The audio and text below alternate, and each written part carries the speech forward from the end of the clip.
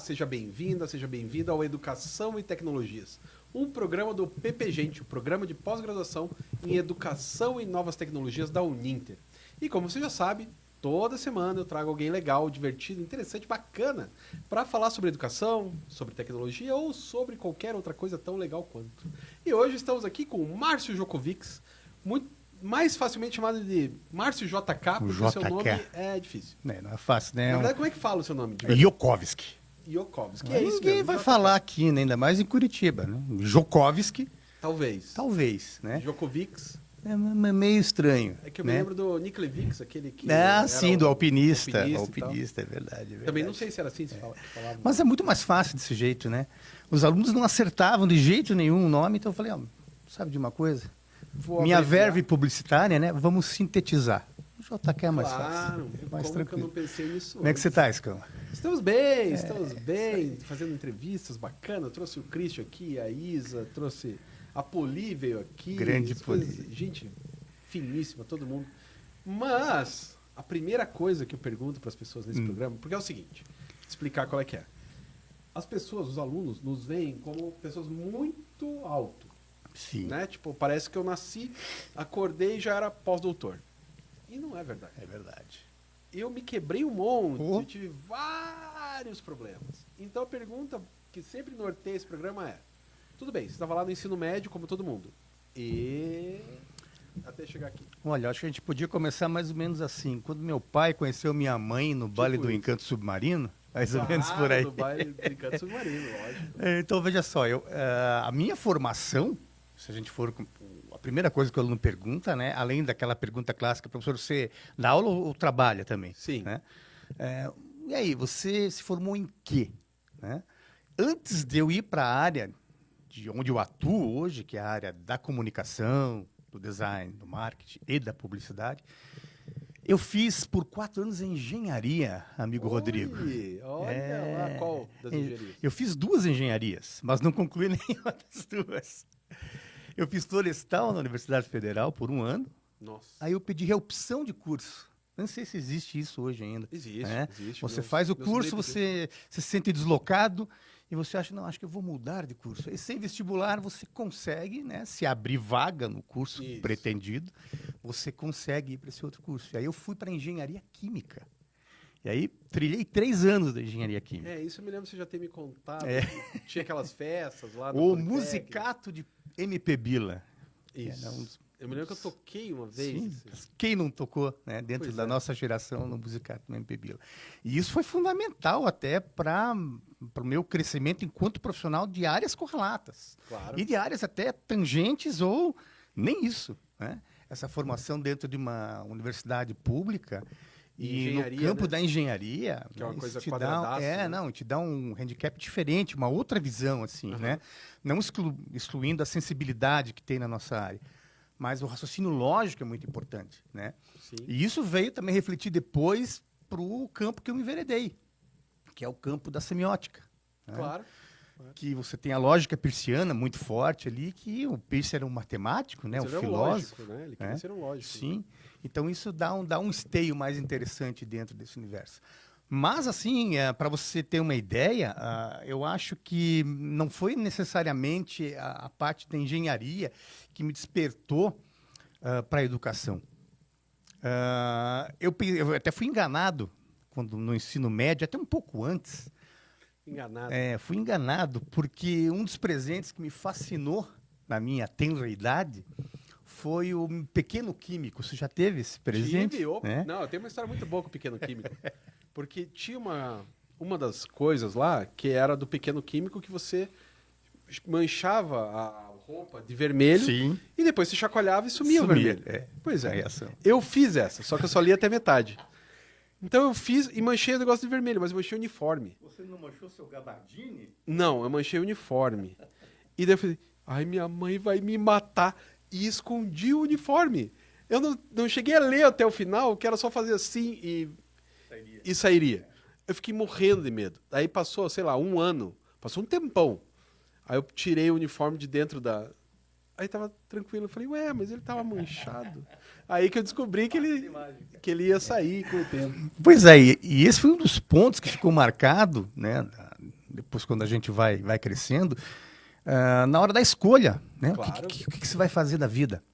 Puxa, acho que vou fazer engenharia química porque quando eu era, né?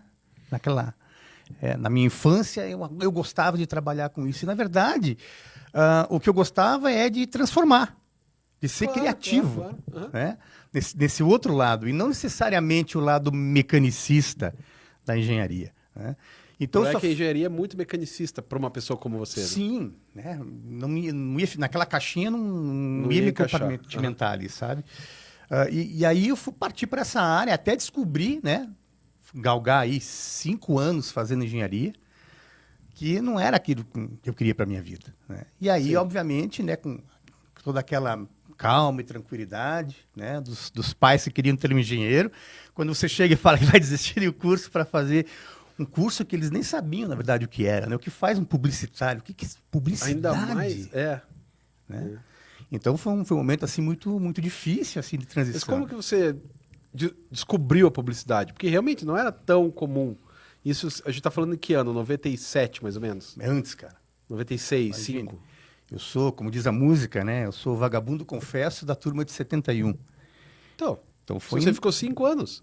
Foi em 94 que eu fui para a publicidade. Tá. É que a matemática... Que eu fui, na verdade, eu passei, né, no vestibular em 94, mas aí teve toda uma transição, né?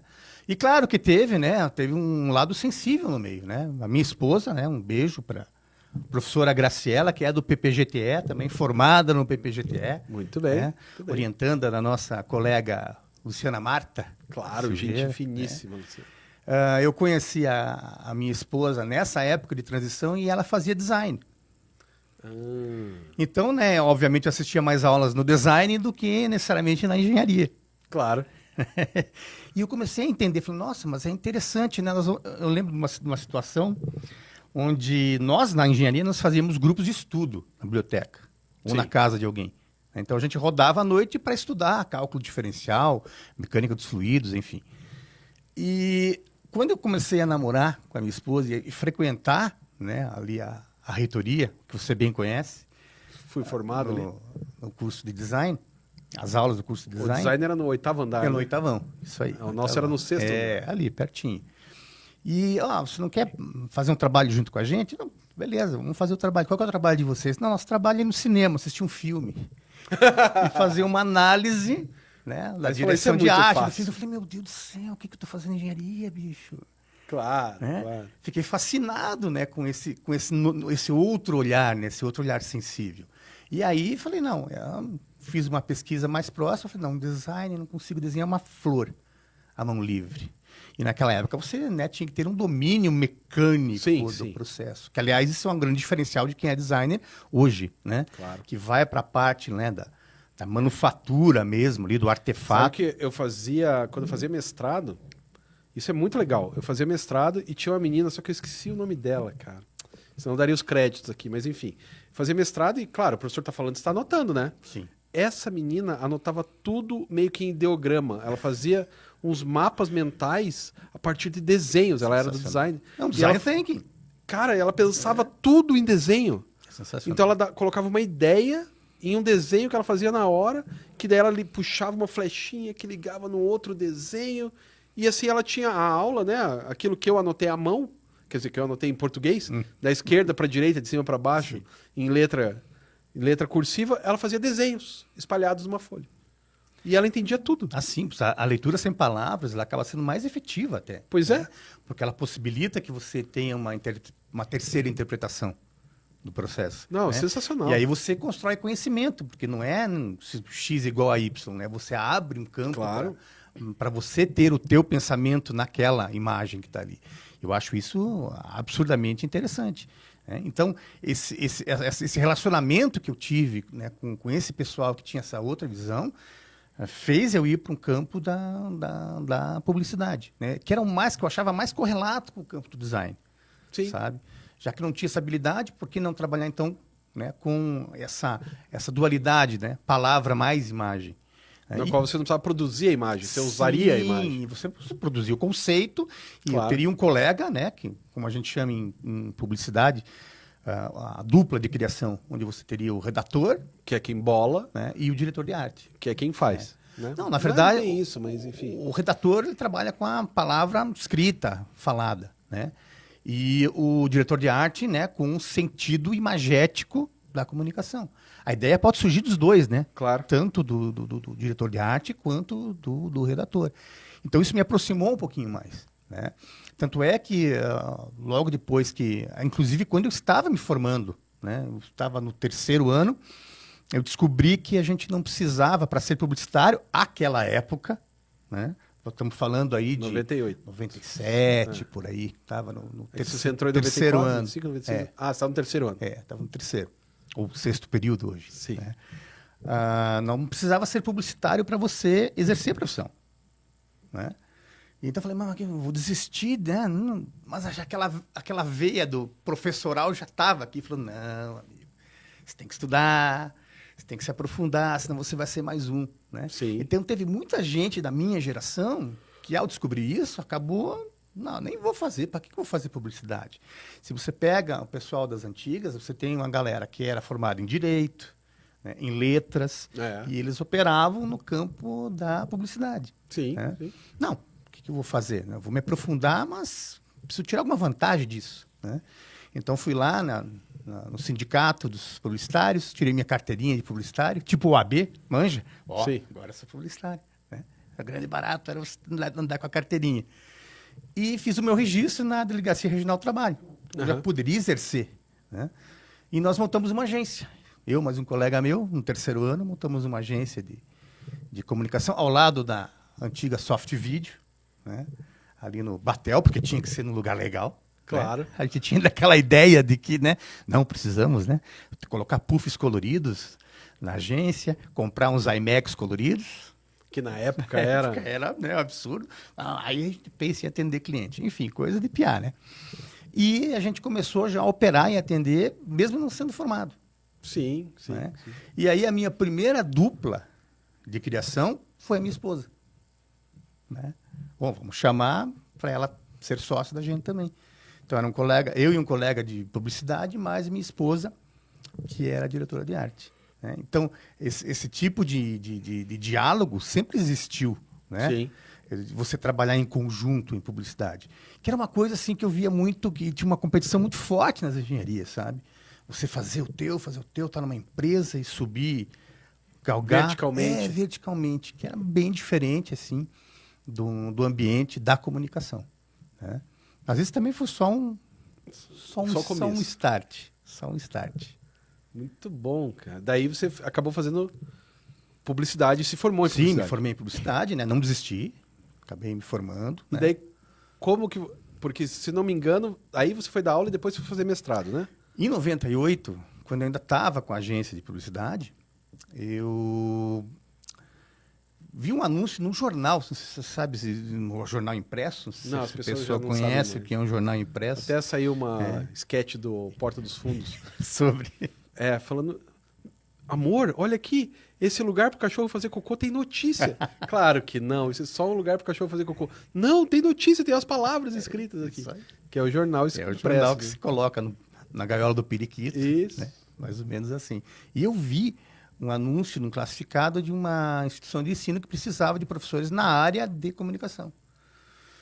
Então, fiz lá a entrevista, acabei passando nessa entrevista. Isso era que ano era? Isso em 2000. 98. Nossa. E era uma instituição de ensino que ela operava no âmbito do pós-médio. Sim, Então era um que curso existia. técnico. É. Né? Então você fazia o médio, se quisesse se especializar em determinada área, no caso publicidade, você poderia optar por esse curso aí. Aí você lidava com a molecada de 16, 17 anos. Mais ou menos, não sei se eu vou contar aqui, vou abrir para contar um caos. Um cochetes aqui.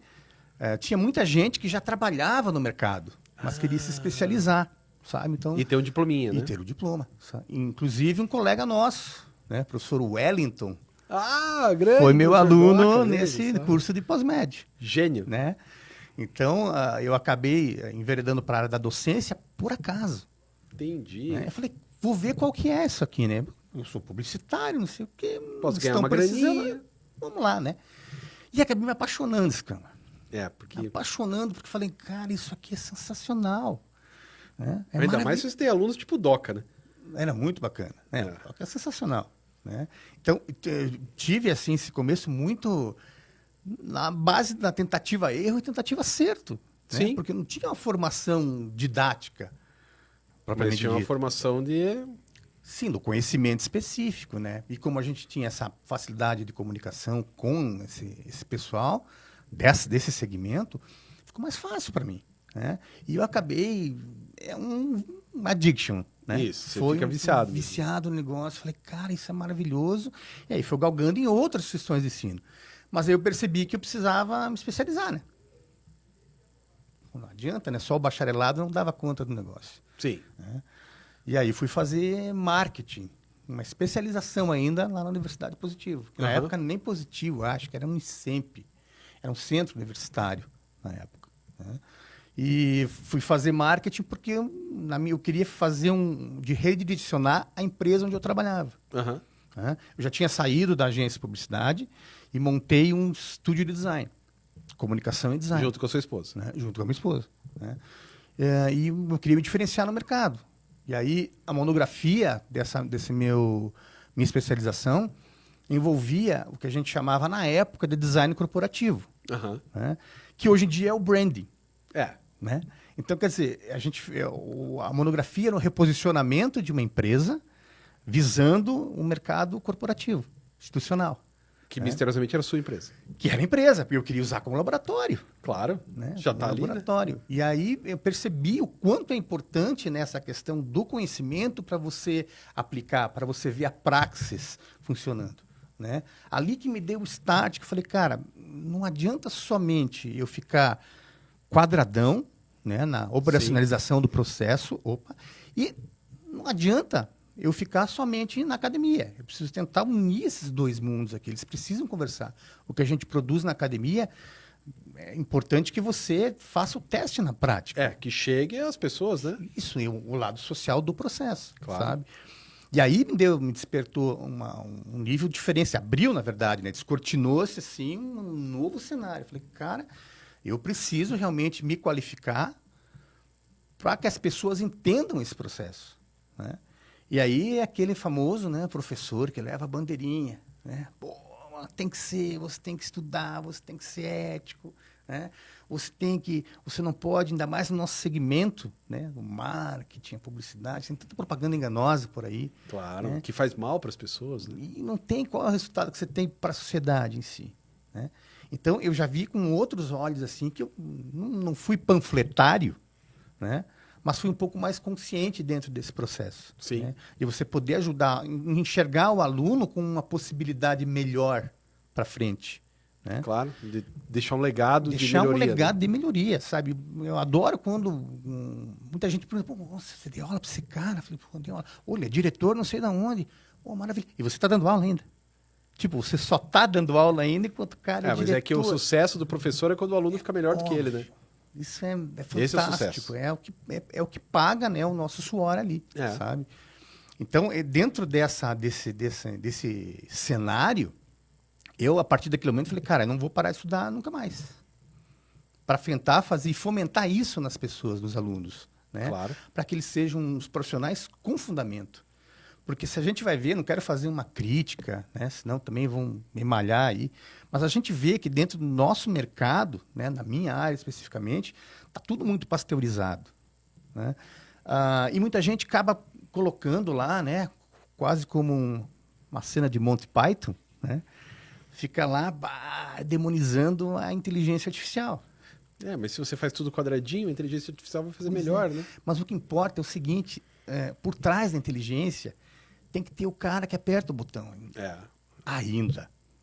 Tá? É que a inteligência artificial é uma coisa muito estranha, né? Porque, na real, eu li um trecho de um livro, queria lembrar o nome do cara. Ele fala que a inteligência artificial está sempre no passado, né? Ela não está vivendo o futuro. Sim. Ela pode prever, mas é uma previsão meio esquisita, assim. Mas ela está sempre... Então, faça o layout de um relógio. Ele vai fazer o layout do relógio a partir de todos os Sim. relógios Do repertório que já que ela foram tem, feitos. né? E não pensando uma coisa diferente a partir do diferente. Né? A visão que eu tenho é que a inteligência artificial sempre está à guisa de, Isso. sabe? Então, você precisa ter alguém que ofereça uma curadoria para a Isso. inteligência artificial. Tá? Então, e esse é o fator humano. Ainda que esse seja... Isso me preocupa bastante, que é o fator humano sênior. Sênior, exatamente. Mas como é que o moleque entra na agência se a inteligência artificial faz o básico? Pois é. Mas aí você tem um grande problema que eu também enfrentava lá atrás, para conscientizar a figura do empreendedor, Sim. sabe? Ah, que legal. A gente estava discutindo esses dias até em casa, né? Aqueles papos lá de marido e mulher que trabalham na mesma área. Aham. Os famosos cliparts. Não sei se É você lembra. verdade, O que são os lembro. cliparts? Eu lembro que eu tinha uns 2 CDs. De cliparts, né? Não, era CD. Que hoje, né, meu filho usa um termo que a moçada gosta de... É template. Isso. Eu vou usar um template, né? Tem o template da camisa da Adidas. Então, você tem a camisa do time, mas o teu time mais 32 outras equipes São é o todos mesmo iguais. template, muda Inclusive, a cor, na o brasão. Copa do Mundo, é tudo meio igual, né? Pois é. Esse ano, se for fazer uma pesquisa, tem camisas mais elaboradas. Esse ano mudou. Sabe? Mas até a Copa passada, Mas Copa passada, você vai na década de 90, então, esse cara... eram todos iguais. Você pega a Umbro... Ou era essas Umbro, ou era empresas. Adidas, ou era Nike. Absurdo. E daí as três, todos da Adidas Todas eram igual, iguais. todos da Umbro eram igual, todos da Nike eram igual. Exatamente. Então, o clipart é uma coisa que emburrece a pessoa. Sim. Mas você pode usar o clipart desde que você saiba e manipule o clipart. Né? Porque nada adianta você ir num lugar, você faz lá um material de comunicação ou de design, ele vai para a prateleira, vai para o PDV, vai lá para o ponto de venda, e do lado você tem o teu concorrente que usou a mesma imagem desse clipart, com uma cor diferente, a mesma tipografia. Cara, pior é que tem... E aí como é que se destaca no mercado? Indo pra casa da minha mãe, tem 2 escolas diferentes, acredito que não seja do mesmo dono, que usam a mesma imagem. Pois é. Que é umas crianças com a mão assim. Não estavam com 6 dedos. Não, tava com 5 dedos tá. com a mão toda suja de tinta. 2 crianças iguais, Isso. quer dizer, a mesma criança, com as mãos e com endereços diferentes. Aí você fala, isso é a imagem pronta, né? Sim, imagem pronta, banco de imagem. Banco de imagem dos mais baratos, ou de graça. Sabe? Então, acho que é isso que você tem que fomentar também no outro lado. Né? É todo, né, uma cadeia ali em torno. Não é só quem que vai trabalhar, mas quem vai ofertar esse trabalho. Ele ter essa consciência. Eu acho que aí você tem uma função muito forte do profissional que trabalha com educação. Sim. Né? E eu vejo isso muito na pós-graduação. Sabe? Tem muita gente na pós-graduação qualificada, donos de empresas, CEOs, que ainda tem esse pensamento arcaico. E claro. ainda acha que a IA vai resolver por si só. Ou que todos qualquer os ferramenta, não problemas. precisa necessariamente... Porque, hoje em dia é a IA, mas eu me lembro, quando eu comecei, que era o CorelDRAW. Sim. Não, o cara sabe o Corel, ele é designer, porque ele sabe o Corel. Aí o Photoshop meio que surgiu meio junto e tal. Não, o cara sabe Illustrator e Photoshop, designer, não precisa fazer um curso. Ele sabe o Illustrator e o Photoshop. E a gente tem um problema muito grave aqui, né? O curso de design ele é reconhecido ainda, mas a profissão ainda não, né? Bom, mas o professor de historiador também não. Pois E tá aí desde o Heródoto. É verdade. Né? Faz um verdade. certo tempo já. Tem muita gente que fala sobre história e não é historiador. Exatamente. Nas redes aí. Né? Exatamente. E a gente sabe. Então, eu acho que o papel do educador ele tem que ir além desse processo de só sala de aula, sabe? Eu acho que você tem que ir a campo também. Se conscientizar, né? Porque tem muita gente da academia, a gente sabe, que o cara que não sai da cadeirinha dele. Isso. Né? Tá lá, né, nos biombinhos e tal. Lá no Marfim, lá em cima, na Torre de Marfim. Não é assim que funciona, sabe? Eu acho que tem que ter esse diálogo. Né? Não é dicotômico. Sim, pois é. Tem que ser dialógico esse processo. Né? Tanto que no nosso mestrado e doutorado em educação é profissional, ou seja, todos os alunos têm que apresentar um produto que faça diferença na sociedade, cara. A sociedade pode ser uma sala de aula, não tem problema, mas vai fazer diferença com alguém real, de verdade. Né? Isso você até apontou aí uma vertente interessante. Né? Na época que nós dávamos aula numa instituição de ensino, juntos, né? 6, 7 anos, sei lá. Não, cara, não. Foi não, mais. porque o Christian também... Não, faz uns 6, 7 anos. Já faz... Não, acho que Uninter- demos 6 ou 7 anos. Ah, nisso, tá. né? Daí sim. É. Daí sim. Porque eu tô na Uninter... 2006 lá foi. Isso. Então, já faz 20 anos. 20 anos, cara. Né? Porque o Christian falou, não, porque esses tempos atrás a gente trabalhava junto. Eu falei, cara, você tá louco? Faz muito tempo. Você saiu... A gente parou de trabalhar junto em 2011. Estamos em 2026. Perfeito. Sabe? Faz É 15 anos que a muito gente não trabalha tempo. junto. Aí ele parou assim, nossa, é, né? É mesmo. Que é isso aí. Nós tínhamos a construção de conhecimento lá, nós não usávamos as notas, lembra? A famosa Sim, nota. sim, Você sim. construía por competências e habilidades, É. né? E atitudes, enfim.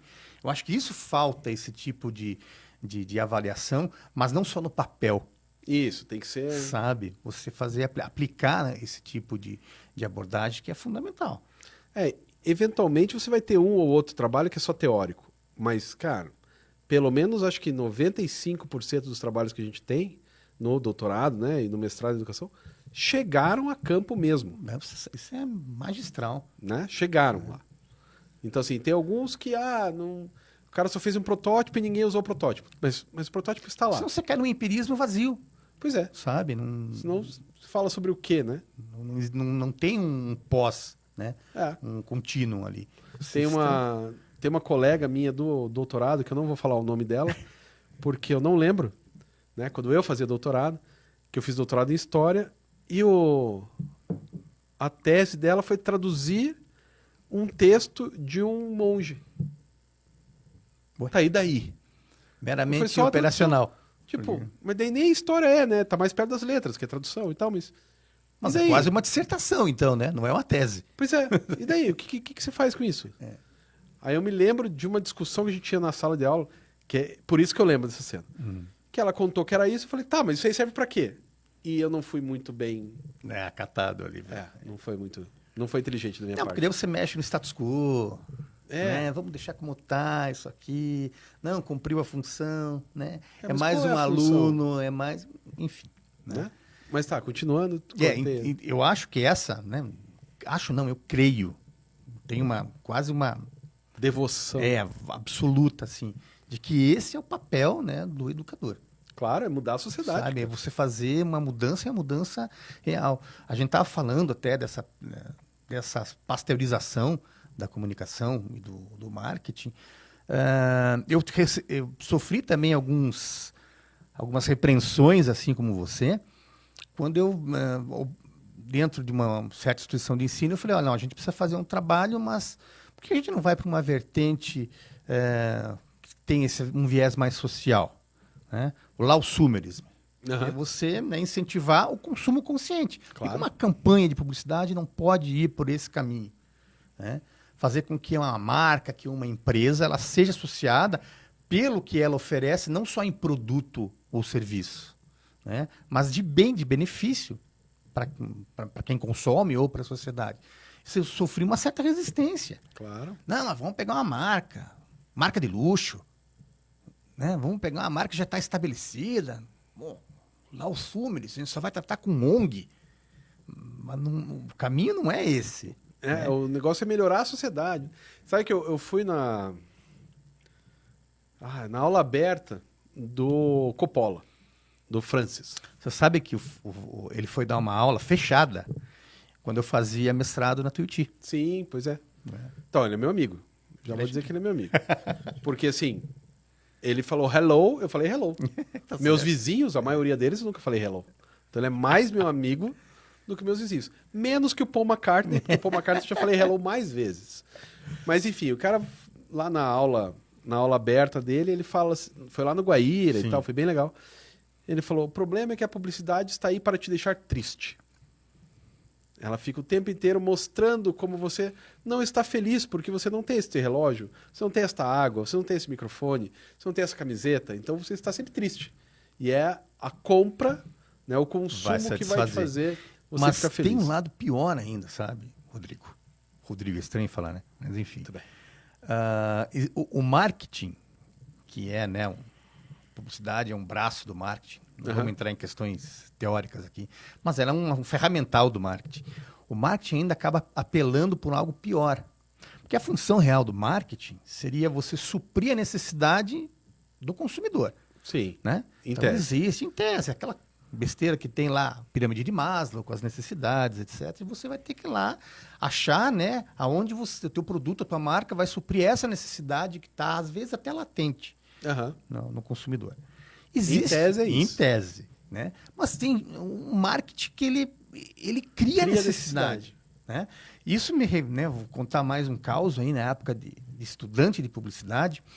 Havia uma empresa aqui no Brasil chamada Polishop, Opa, que ela trabalhava com infoproduto. isso. Que, aliás, voltou esse termo agora na internet, né? De você, vários mentores e consultores, eles oferecem para vocês vários infoprodutos. Né? E o que são, né, os infoprodutos e infomerciais? São aqueles comerciais onde você basicamente descreve o produto com todas as suas características técnicas. E essa empresa, a Polishop, ela vendia produtos que eram produtos que trabalhavam justamente nessa esquemática de criar uma necessidade. Então, não sei se, né, o público espectador vai lembrar, existiam 2 produtos fundamentais que essa empresa comercializava. Um eram as facas Guinso, Isso. que eram facas Cortavam lá de tudo. adamantio. É, Cortava tudo, né? Lata, pedra, né? Enfim. E você tinha um outro produto que ela também comercializava, meias Vivarina. Que você, aquelas meia calça, né? De mulheres. De mulheres, né? Pessoas do gênero femininos e afins. Que você, com a unha, não conseguia desfiá-las. Com prego, você não conseguia desfiá-las. Então, a gente fez uma sátira, um audiovisual, na faculdade, onde você tinha o duelo entre as facas Guinso e as meias Vivarina. Isso. Por se uma corta tudo e a outra Nunca nunca cortada? desfia, como é que faz? Né? Então, esse tipo de abordagem a gente ainda vê nos dias de hoje. Será que eu preciso realmente desse produto ou desse serviço? Pois é. Eu falei pra minha namorada esses dias, assim, eu queria comprar um Batmóvel, um pequenininho, assim. Falei, pô, eu queria comprar. Aí ela olhou, mas você não precisa disso. Eu falei, olha, precisar, eu só preciso de comida, água e ar para respirar. Todo o resto é luxo. Então eu posso comprar isso. Daí eu acabei não comprando porque tá muito caro. Mas aí, Scama, a gente está numa abordagem que é uma abordagem de nicho. Sim. Que daí funciona, sabe? O próprio Chris Anderson tem um livro muito bom chamado A Cauda Longa. Claro. Né? Que ele aborda essa questão dos mercados de nicho, onde hoje em dia as empresas de comunicação, de marketing, tratam o mercado de nicho como um mercado de massa. E é legal que esse livro ele fala do Real Video, lembra? Sim, na época. Nossa, é muito antigo. Agora, na hora que você falou, me veio o livro inteiro na cabeça. Mas você vê que tem coisas que funciona. E hoje você vê acontecendo, sabe? Então, o mercado de nicho, ele virou um mercado de massa. Porque você tem toda uma superprodução de merchandising em cima desse mercado de nicho. Né? Então, você não vendia só para aquele público. O público é um público segmentado. Sei lá, vamos mandar um e-mail. Vamos mandar um newsletter no máximo? Não, hoje em dia você tem eventos que promovem isso. Né? Você tem todo o merchandising em cima disso para um público que é muito menor que um público de massa. Né? Agora, o grande problema é você ter esse approach de criar necessidade para produtos de massa. Sim. Aí é uma sacanagem o cara, sabe? Dentro de um público de nicho é uma coisa. Você está trabalhando com zilhões. Como é que você vai fazer daí? Como é que fica a tua questão ética dentro desse processo? Claro.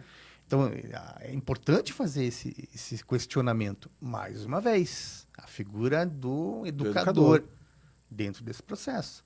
Né? E isso vale para hoje em dia que a gente tem tecnologias diferentes, como você falou lá do Cauda Longa, na época do Reel. Né? Hoje você tem outra forma. Rhapsody era o nome da... Era o Real Video e o Rhapsody. Ou Rhapsody, que é o nome original, né? Mas sim, ele dá exemplo do Napster na época. Lá. Isso. O E Napster hoje estava começando. Né? É isso, tem hoje o quê? Pois é. Né? Aí você vai para um outro campo que a gente vai fazer sobre os streamings, como é que fica. E como é que fica a indústria musical. E como é que fica a indústria de filme, que é outro tipo de streaming. Porque a indústria musical, todos os streamings têm a mesma coisa. Sim. Então funciona. O streaming de vídeo, não. Não, é verdade. Aí não está mais funcionando mais. Pelo menos eu tenho visto várias análises dizendo, as pessoas estão abandonando e voltando para pirataria. Exato. Porque não encontram o que quer. E agora, para você ver, Netflix comprou Warner, é isso? Acho que não ainda. Já está em... E aí? Tá rolando. sabe? A Disney comprou a Fox, comprou a Marvel, comprou Star Wars, né? As maiores franquias do mundo, os caras compraram. Eles têm o Pernalonga...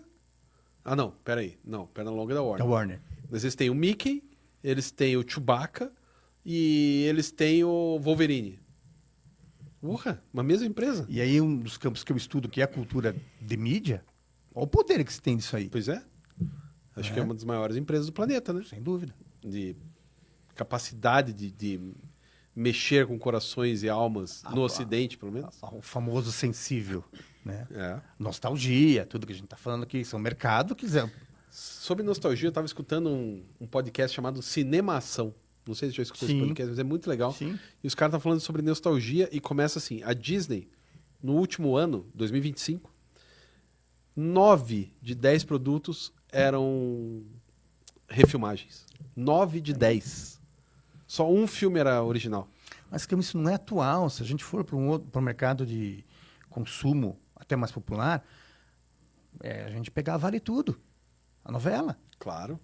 Tem um aluno que fez o mestrado dele sobre Vale Tudo, sabia? Mas é um, Agora, é um excelente objeto de estudo, cara. Foi na pandemia, Sabe? 2000 e... Ele começou em 2020, terminou em 2021.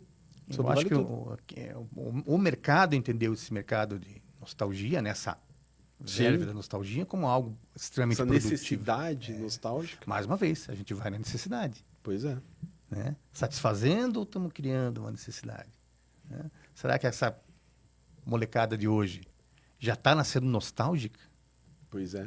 Né? É uma reflexão que a gente precisa fazer também. Tá, mas além disso, como que você foi parar no mestrado? Porque você não fez mestrado qualquer, você fez mestrado com o pai da poesia concreta no Brasil. Literalmente, né? Você foi orientado pelo... Mestre Décio Pinhatari. Esses dias até fiz um comentário, um perfil, eu não lembro, desculpe o nome do rapaz aí, que ele fala também sobre música e cultura de mídia. E ele fez lá um pequeno Reels falando do Tom Zé. Putz, da importância do Tom Zé, do livro, da biografia do Tom Zé. E eu fiz um comentário lá, né? Falei, pô, né? Discuti algumas vezes com o professor, doutor Décio Pinhatari, a respeito da capa de Todos os Olhos, né, do Tom Zé, onde ele fez todo o conceito criativo da capa do Tom. E falei, olha, era muito legal, foi inesquecível ter, né, ter essa conversa com ele. E os caras já, nossa, foi orientado pelo Décio Pinhatari. Pois é, cara, dos meus amigos, você teve o melhor orientador que eu vi, cara. Mas sabe... Pelo menos o mais famoso, sim, né? As orientações do Décio, assim, eles eram além, muito além de uma orientação. Pois né? é. Porque o papo que a gente tinha sobre o objeto de estudo não dava 10 minutos. O Décio também não tinha saco para isso. Sim. Né? Ele também já era estava uma bem no final sim, da carreira. Tinha mais de 70, quase 80 anos, quando ele me orientou. Né? E ele faleceu com 90 e tantos, né? Se não me engano. Eu acho que foi uns 15 anos depois que eu fiz. Isso aí, por aí. E o que a gente discutia além desse processo, eu cresci muito mais com esses bate-papos paralelos do que necessariamente com os voltados à dissertação. Claro. Sabe? Claro, me ajudou. Né? Eu tive uma co-orientadora, me ajudou muito também, doutora Cláudia Irene de Quadros, que é professora Cláudia Quadros, da Federal. Então, né, ela é uma baita professora. Ela me deu aula numa especialização que eu fiz aqui na Uninter. Olha aí. Não era Uninter ainda, era Facinter, mas eu fiz aqui na Uninter. E ela foi de uma humildade, assim, maravilhosa. Gente finíssima ela e muito... Eu queria trabalhar nessa parte que já trabalhava com infodesign, né, com design de informação, e o campo dela é o jornalismo e relações públicas. Né? Eu fui conversar com ela, falei, ela era ia ser minha orientadora. Falei, olha, mas eu acho que seria interessante se fosse outro orientador que tenha mais essa pegada. E ela foi, assim, de uma humildade, assim, absurda. Falei, olha... Né? Tem o professor Décio, conversa com ele. Vai que o cara te aceita. Me aceita. E foi muito bom. Né? Foi sensacional. Assim, as aulas que a gente teve com ele dentro do mestrado. E as orientações para a vida, né? A gente leva para a vida. E ele me despertou, né? Minha monografia de graduação em publicidade já abordava semiótica. Era semiótica em propaganda. Não, acho que vai ficar mais fácil você explicar o que é a tua dissertação de mestrado. A minha dissertação de mestrado, ela é datada, né? Claro. Dentro da época. Ela né? é de quando? 2006. Tá. 2006. Né? A dissertação trabalhava com o design da informação, né? Da interação do usuário, dentro de um ambiente que, não sei se alguém se lembra, tinha por aqui, estava por aqui, acho que um DVD, acho que era do The Who. Isso, tem um DVD. Então, eu fazia uma análise dos menus interativos do DVD. Que massa. Né? Como é que as imagens, a intersecção semiótica, influenciava na usabilidade de você escolher todo o roteiro dos DVDs. Tipo, eu vou para a cena tal, agora eu vou trocar a linguagem. E como aquilo, ele criava uma narrativa. Tem vários menus de DVDs que tinham, basicamente, você construía uma narrativa ao navegar no menu interativo. Uhum. Então, era partes do filme que você montava ali mesmo, fazendo a escolha de linguagem, fazendo a escolha de cena. Né? Então, como é que existia a preocupação do designer e do comunicador dentro desse processo, em construir essa narrativa dentro da narrativa? Que era uma metalinguagem, que o Décio adorava isso. Lógico. Né? A metalinguística era a menina dos olhos dele.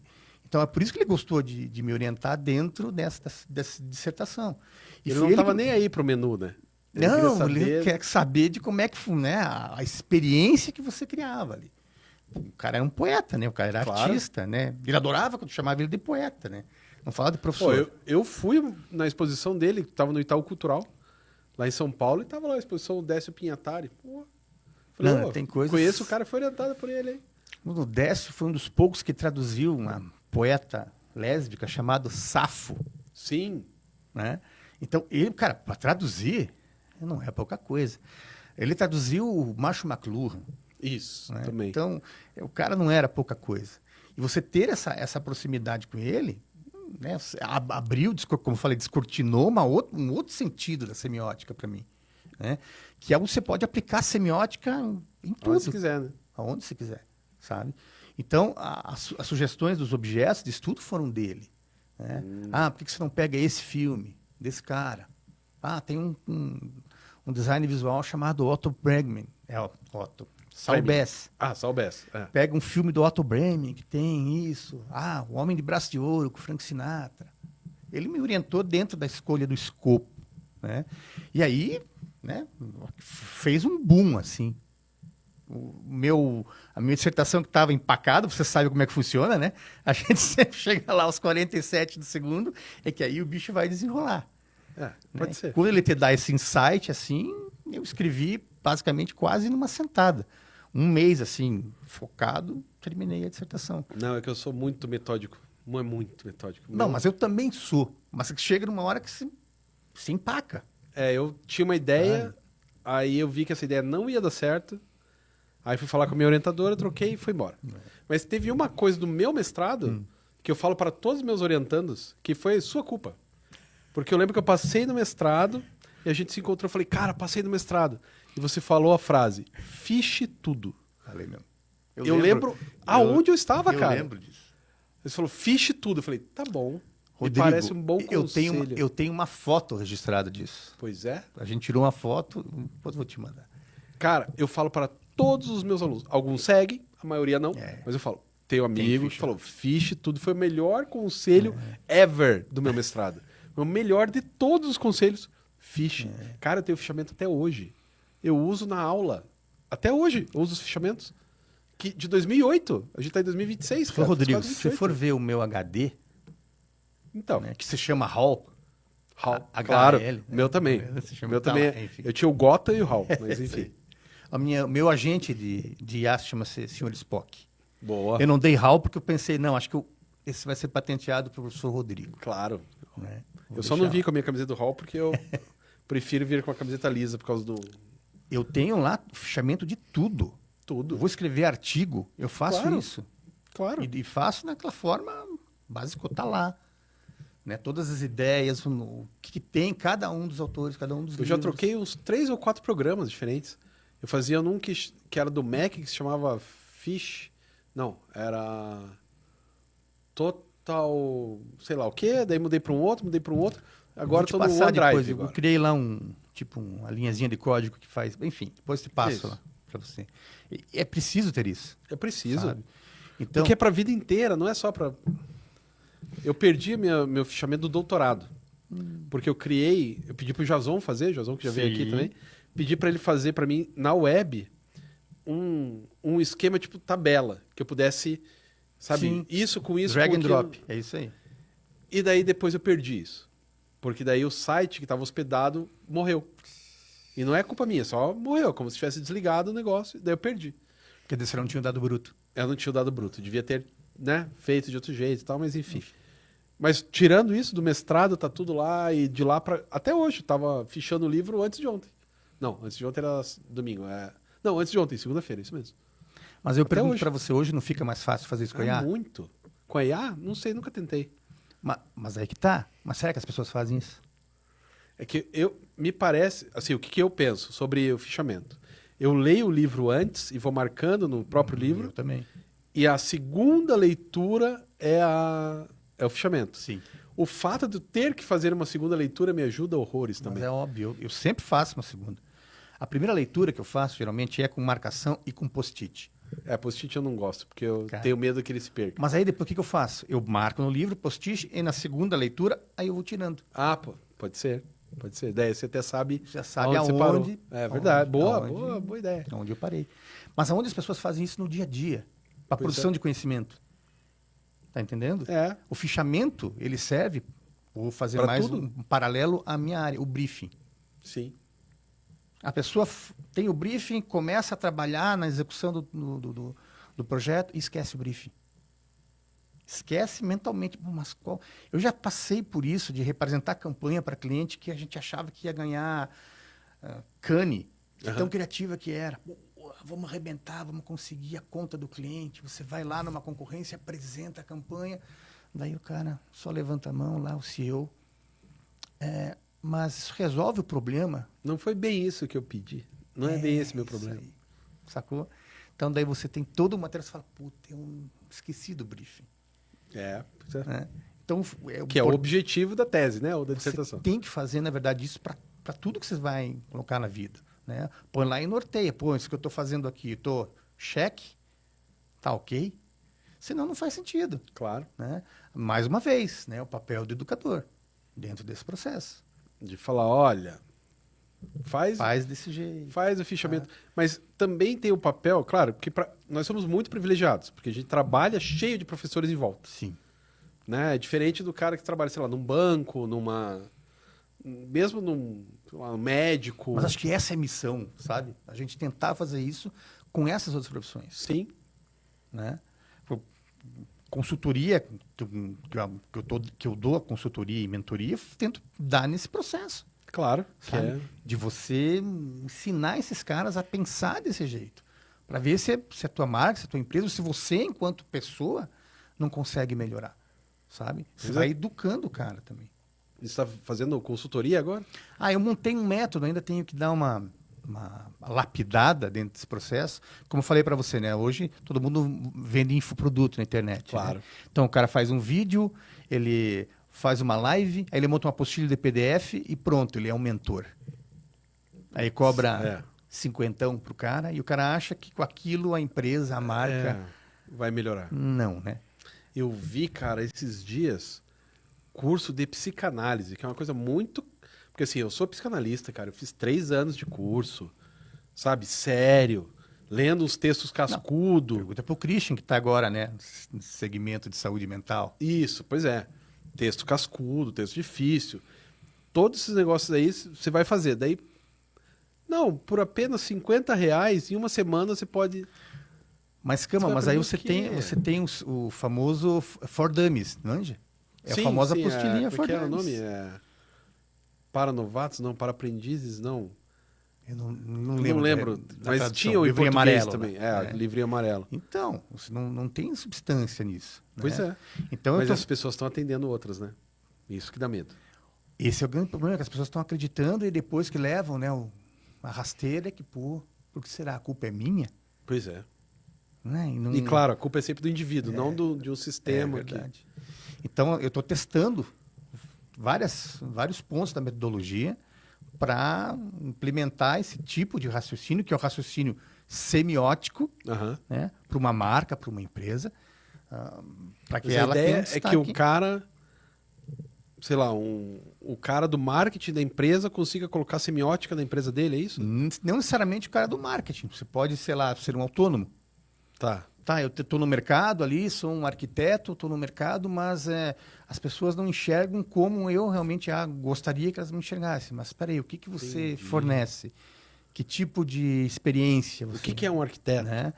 Então, você passa para aquelas etapas, né? Que isso vai uma conversa para a gente ter aqui, mas toda uma relação de que signos eu estou utilizando, né? Que iconização eu trabalho. O que a minha cor quer dizer? Claro. Né? O que meu imagético fala? O que eu produzo, né? No momento terceiro? Que associações a minha empresa faz? Então, tem todo, né, um envolto de você fazer um estudo mais profundo na marca e não simplesmente colocar lá e vamos esperar que as pessoas cliquem.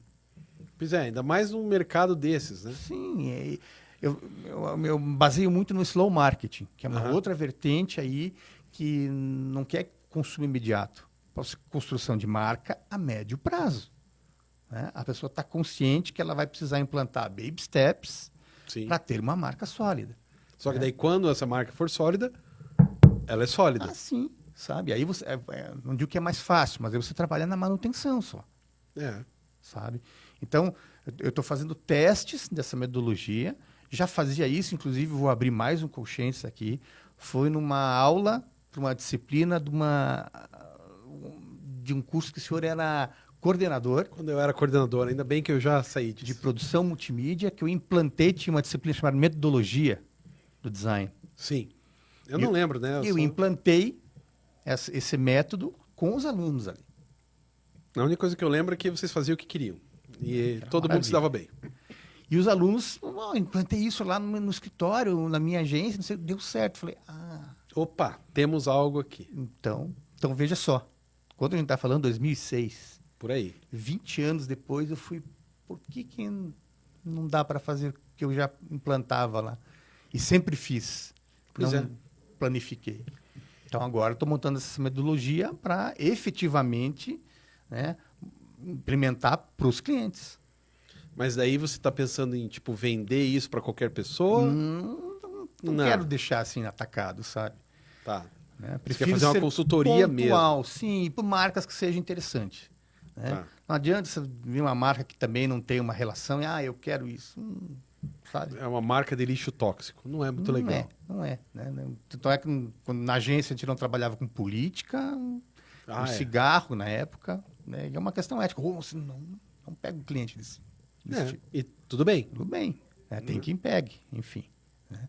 Mas isso é um outro esquema. A gente está começando agora. E na hora que eu terminar, eu te aviso. Não, porque é importante, né? Mesmo porque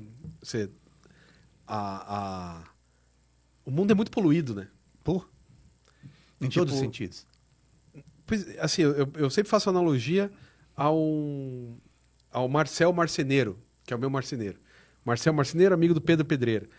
Cara, até eu achar um marceneiro honesto no sentido de trabalhador e que fala, dia 10 vai estar aí e dia 10 está lá, que se deu algum problema o cara vai lá e arruma, porque não tem problema problemas acontecem, você tem que ir lá arrumar. Que não te enrola, não quebra tuas coisas. Eu levei anos. Mas isso virou regra, né? Pois é, a regra é que é tudo poluído. Isso aí. Eu fico pensando, eu preciso pintar a minha casa por dentro. Faz uns 4, 5 anos que eu tô pensando, eu preciso pintar, mas só de pensar, o cara vai vir aqui. A última experiência que eu tive foi horrível. A penúltima foi na casa da minha mãe, né, que eu fui ajudar minha mãe e tal. Foi horrível. Antes disso, teve mais uma que foi horrível. Então, assim, esse negócio do marketing é meio igual, cara. As empresas tentam uma, e duas, e três, até a hora que elas desistem. É verdade. Porque só tem gente mal preparada, sei lá, ruim. Né? E às vezes mal intencionada também. Também. Né? Também. Então, na hora de entregar, eu gostaria de entregar uma coisa que fosse, né, um projeto que fosse, na sua essência, efetivo. Sim. Em todos os pontos, né? Ético também. Claro. Principalmente ético. Principalmente ético. Muito bom, cara. E a gente tem que acabar esse programa. E é exatamente por isso que você pode chegar para aquela câmera ali, ó, e dar os seus contatos. A lente da verdade. A lente da verdade para dar os seus contatos. Sim. Vou dar o meu arroba, né? Se sou bem.